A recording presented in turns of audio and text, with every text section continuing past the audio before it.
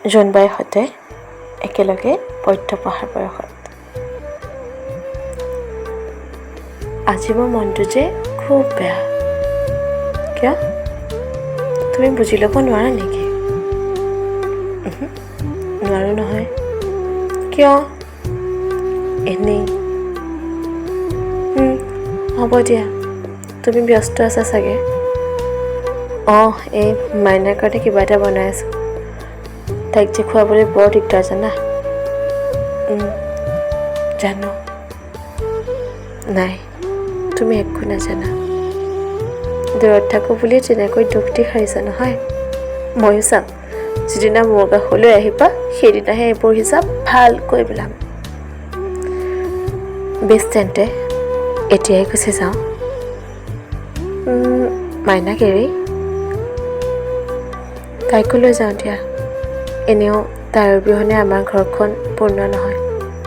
নাই, এইবোৰ কথা ভবাটোও পাপ। ভগৱানে মোক তোমাৰ পৰা আঁতৰাই আনিলেও আমাৰ ঘৰখন তাতেই আছে। ইয়াত সকলো মায়া, তোমাৰ দৰে সকলো মায়া। তোমাৰ দৰে মায়া মই ক'তো নাপালোঁ।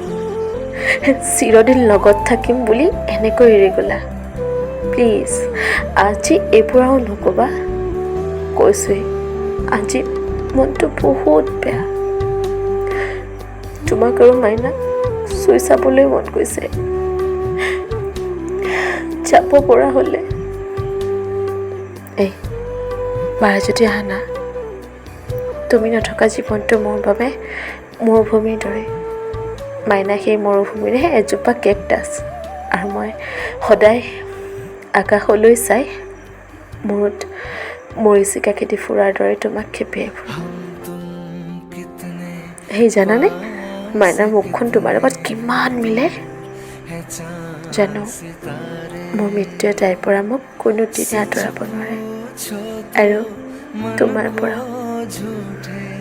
গান এটা শুনিবা নেকি? শুন। আজি নালাগে দিয়া, মাইনা উঠিবৰে হ'ল। কোনোবা এটা জোনাক ৰাতি তুমি মোৰ বাবে গান এটা গাই দিবা। সেয়া মাইনাই কান্দিছে, তুমি যোৱাচোন।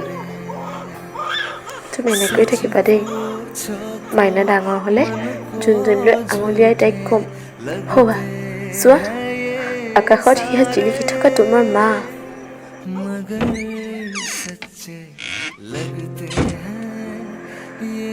খিৰিকীখন জাপ খাই যায়।